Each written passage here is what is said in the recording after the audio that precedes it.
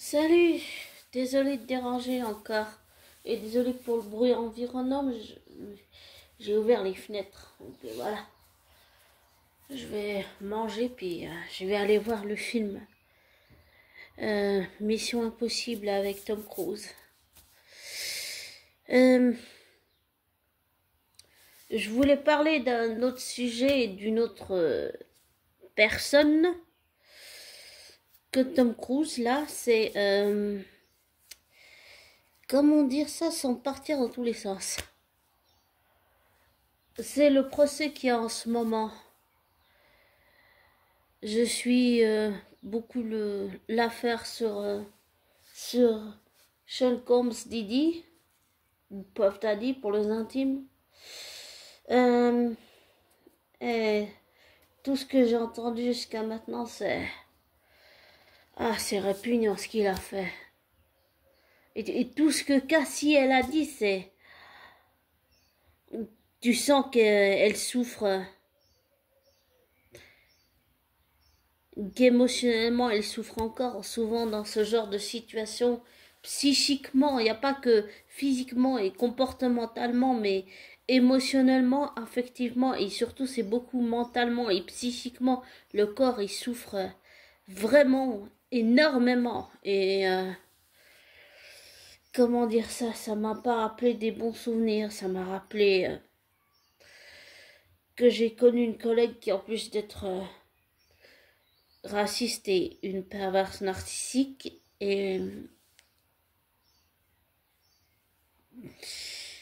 que ça m'a rappelé que ma sœur jumelle a encore de la chance d'être en vie.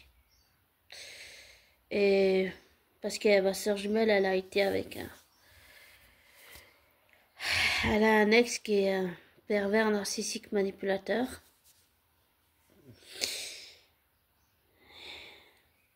Un jour, il l'attendait en bas des escaliers où ils habitaient ensemble et il l'a attrapé par les cheveux et il l'a tiré comme ça jusqu'en haut, jusqu'à l'appartement. Il l'enfermait aussi, et toutes des choses comme ça.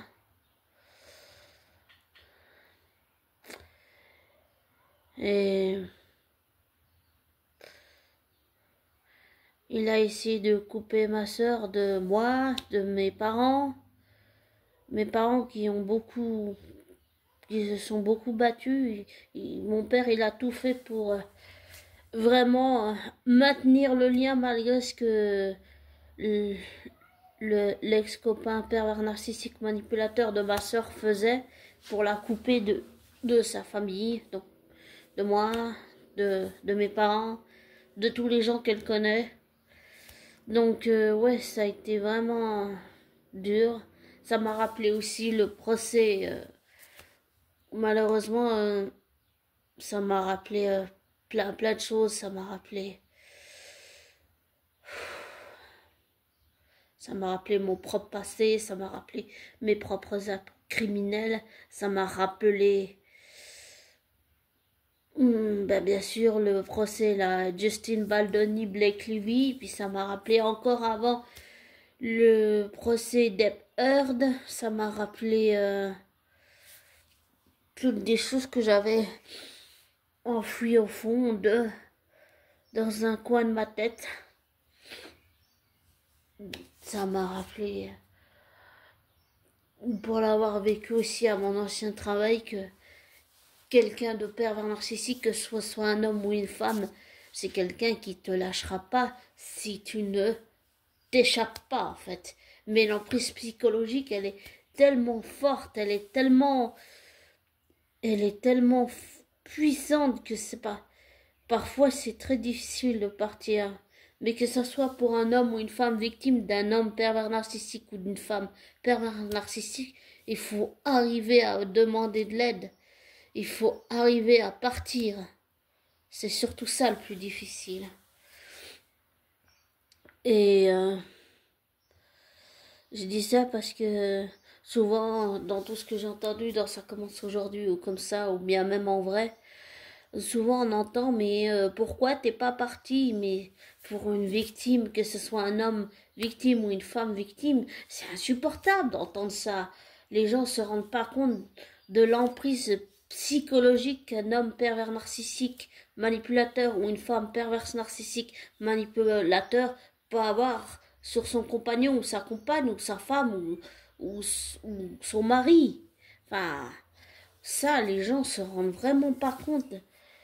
Et c'est quelque chose qu'il faut absolument faire comprendre aux gens. C'est l'emprise émotionnelle, l'emprise affective, l'emprise psychique, l'emprise émotionnelle et psychique et psychologique. En fait, c'est comme une prison mentale. Souvent, c'est vrai que le plus dur, c'est partir. Mais c'est vrai que le plus dur, c'est partir, mais il n'y a pas d'autre solution. Une fois, je me rappelle, je sais plus où j'avais entendu ça, ça devait être sur internet ou quelque chose comme ça. J'avais entendu, je crois, c'est un homme qui était victime, ouais, c'était ça, c'était un homme qui était victime de violence et qui avait été demandé aux féministes de le soutenir, et puis il a raconté l'histoire et tout, et puis ce qu'il a entendu comme réponse, c'est ah, mais on va pas vous soutenir. Ça, pour moi, c'est quelque chose d'insupportable. Ok, les femmes sont victimes de violences, mais on oublie que tous les jours, il y a aussi tous les 15 jours des hommes qui meurent sous le coup de leur femme ou de leur compagne. Et on s'en moque, la société mondiale fait comme si ça n'existait pas. Et désolé, mais de mon propre, et là je parle que pour moi, de ma propre expérience, j'ai bien compris que Johnny Depp avait été violent. Mais de ma propre expérience et pour l'avoir moi-même vécu, quand t'es sous pression, que tu exploses, et que l'autre il est toujours en train de te chercher et de te violenter, que ce soit physiquement ou psychologiquement ou dans tous les sens du terme, dans les deux sens en fait, tu réponds à la violence par la violence, c'est-à-dire que toi-même tu deviens violent parce que t'as pas d'autre défense. Oui, on a d'autres, mais souvent c'est parce que c'est le craquage, c'est-à-dire c'est le moment où on a pris sur soi, et on n'arrive plus, on n'en est plus capable. Et ça, il faut aussi que les gens comprennent que que oui, ça n'excuse pas Johnny Depp le fait qu'il a été violent, mais ça n'excuse pas non plus ce que Heard lui a fait. Et pour l'avoir vécu, souvent on répond, nous, c'est-à-dire que nous, les victimes, on répond nous-mêmes par la violence parce qu'on n'arrive plus à se contenir, parce qu'on est à bout, parce que physiquement on change aussi, on a des je sais pas si j'allais dire c'est des rides sous les yeux, mais on a des poches sous les yeux, on devient plus maigre, on, on perd beaucoup de choses, on perd sa luminosité, on perd vraiment, vraiment beaucoup de choses. Bon, c'est vrai que le fait qu'il ait eu son passé d'alcoolique et tout ça, là, pour Johnny Depp, ça n'a vraiment pas aidé. Mais je n'excuse pas ce que Johnny Depp t'a fait comme violence, mais j'arrive à la... Pour moi, et comprendre ne veut pas dire excuser, d'accord? Mais ça n'engage que moi ce que je dis. Pour moi, ça veut dire que je ne cautionne pas le fait qu'il était violent avec comment, Amber Heard, mais je ne cautionne pas qu'elle non plus a été violente avec lui. Et pour l'avoir vécu, comme j'ai dit, on répond aussi par la violence parce qu'on ne peut plus. Voilà. Et c'est ce que la connerie que j'ai fait quand j'étais à mon ancien travail. J'ai confronté cette collègue femme en lui disant que c'était une pervers narcissique, et le retour de bâton, il a été extrêmement violent. Et souvent, c'est un effet de groupe et donc, bah, l'image que j'avais à l'époque, c'était que j'étais une chieuse, une emmerdeuse qui écoutait aux portes et qui ne se mêlait de ce qui ne la regardait pas. Ça, c'était le faux self, j'allais dire, c'était la fausse Sophie, c'était la fausse rock étincelle, c'était le faux moi, le faux self. Et avec le travail et ma psy et tout ce qu'on a fait, le fait que j'ai harcelé ma flamme jumelle et que en 3 ans j'ai arrêté, que mon prof de guitare est décédé, que mes oncles soient décédés, qu'il ne reste plus que ma tante et mon père. Avec tout ça, ça a été très difficile de faire ce travail, mais je l'ai fait pour justement me décrocher de l'ancienne image que je donnais aux autres et que je donnais à moi-même aussi. Et je me suis aussi détachée de ma ex-perverse narcissique manipulatrice raciste et en ce moment j'ai des pensées pas très super, mais c'est un autre sujet sensible qui concerne une autre personne, une personne que je connais qui a fait quelque chose de très grave et que je n'accepte pas. Voilà. Et ma sœur dit que je n'ai pas à le juger, mais cette personne, malgré mon passé criminel, on est d'accord, ça ne m'excuse pas. J'essaye, mais j'arrive ne pas. Pour moi, je suis pas d'accord avec ce que cette personne a fait. Et je n'accepte pas ce que cette personne a fait.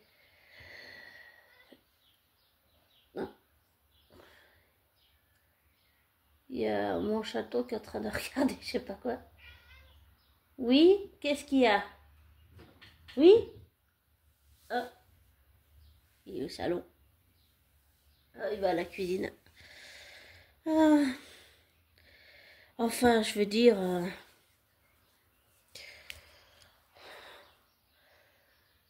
les violences sont graves et ce qui se passe avec Justin Balloni et Lively, c'est grave, mais là, ce qui se passe avec Didi, c'est encore. Et est-ce que la personne que je connais qui a fait abuser d'un mineur, la personne que je connais, elle a fait ça, c'est très grave, extrêmement grave. Et là, ce qui se passe avec Cassie, c'est également extrêmement grave. Ça montre que dans l'industrie du cinéma et de la musique, il y a quelque chose qui ne va pas. Et si j'ai bien tout compris, pour accéder à la célébrité, tu dois passer soit par les Illuminati, soit par Didi. Mais c'est horrible, c'est cruel ce qu'il a fait. C'est inhumain. Et je dis ça parce que ce que j'ai compris, c'est que soi-disant, tu dois signer un pacte avec le diable pour avoir la célébrité, tout ça, tout ça. Mais moi, ce que je pense de toute l'industrie, c'est qu'on n'a pas besoin de démons, on n'a pas besoin de diable, on n'a pas besoin de Didi et ses horreurs. Et j'allais dire, on n'a pas besoin non plus d'avoir le Pizzagate, c'est-à-dire du trafic d'enfants, des enfants vendus sur Internet, d'avoir le dark web où on trouve tout et n'importe quoi, euh, d'avoir... euh, d'avoir des célébrités qui boivent, désolé de lire le, mais je vais le dire même si je vais être straqué, mais de boire le sang de jeunes enfants pour garder leur jeunesse éternelle comme Elisabeth la Bathory l'a fait avec des servantes, ça c'est cruel, ça c'est inhumain et c'est monstrueux. C'est vraiment monstrueux.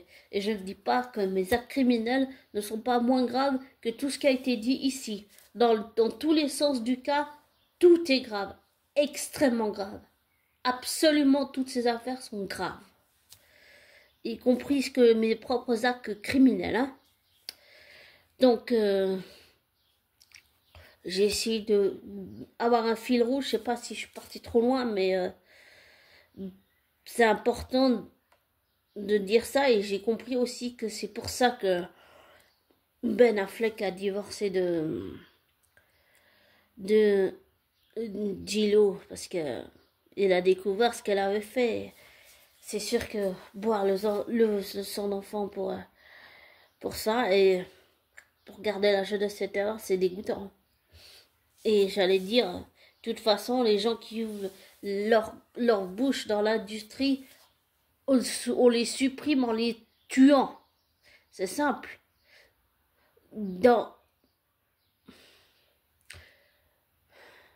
Souvent, on supprime les gens parce qu'ils en savent trop. Beaucoup trop.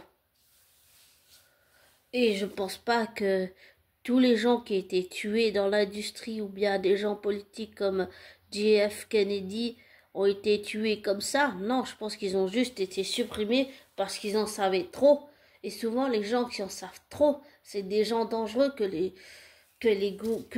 gouvernements ou la CIA ou je ne sais quoi éliminent, ou je ne sais pas qui, éliminent parce que ils en savent trop. Parce que pour empêcher de parler en fait. Et ça, tout ce que je viens de dire, c'est ce que je pense et c'est ce que j'ai compris. Après, je peux peut-être me tromper, mais ce que j'ai compris, c'est que c'est extrêmement grave tout ce qui se passe dans l'industrie. Extrêmement grave. Que mes actes criminels sont graves, que j'ai commis.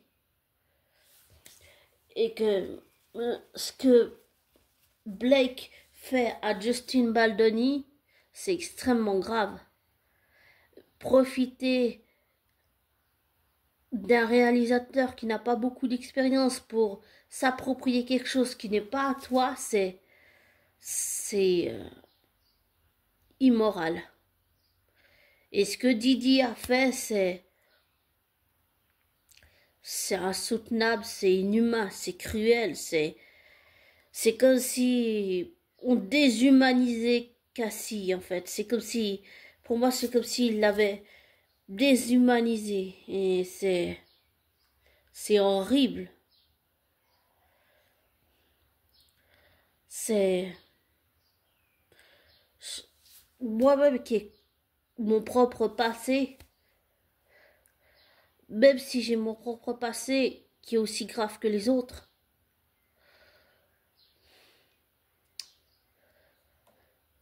Et que ça n'excusera jamais mes actes criminels, ça ne les effacera pas. Et c'est la même chose pour ce qui se passe dans ces affaires-là, et c'est la même chose pour Pierre Palmade aussi. On pardonnait, oui, mais oublier ça jamais. Jamais.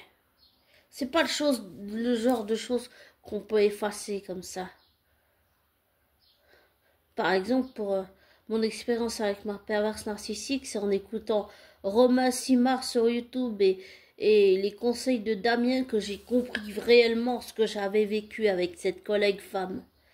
C'est vraiment là que j'ai compris les choses. Et j'ai mis des années pour guérir. Et je souhaite à Cassie de guérir, d'avancer. Et je souhaite à Justin Baldoni qu'il obtienne justice. Et je souhaite à Cassie d'avoir justice et que toutes les victimes soient entendues. Et pour les célébrités, parce que j'ai compris qu'il y en avait eu beaucoup, que Didier avait passé des caméras partout, mais en fait, il faut faire la part des choses. Je pense que oui, il y a beaucoup de célébrités qui étaient sûrement participantes ou consentantes, mais qu'il y en avait aussi beaucoup qui ne le sont pas. Et ça, on oublie qu'il y a aussi certaines célébrités qui ne sont pas consentantes. On pense qu'il n'y a que des coupables, mais il faut arriver à faire le tri, justement. Ça, c'est tout l'intérêt d'une enquête. Donc, le mieux, c'est de voir où tout ça va aller et que Cassie obtienne justice, que Justin Baldoni obtienne justice. Et Et que même si moi, Flamme Jumelle a déménagé, je ne sais pas où, en Suisse, que lui aussi obtienne justice et que tous les gens victimes dans le monde obtiennent justice. Et je ne dis pas justice par soi-même, je dis justice par la justice légale. Voilà. Je tiens à le préciser. Et comme je te dis toujours, ne prends pas pour argent comptant ce que je te dis. Ne te laisse pas influencer par moi, fais tes recherches, tes vérifications. Tire-en tes propres conclusions. Et je te souhaite un beau samedi, un joli dimanche et un beau début de semaine. Désabonne-toi de ma chaîne et prends soin de toi. Ciao!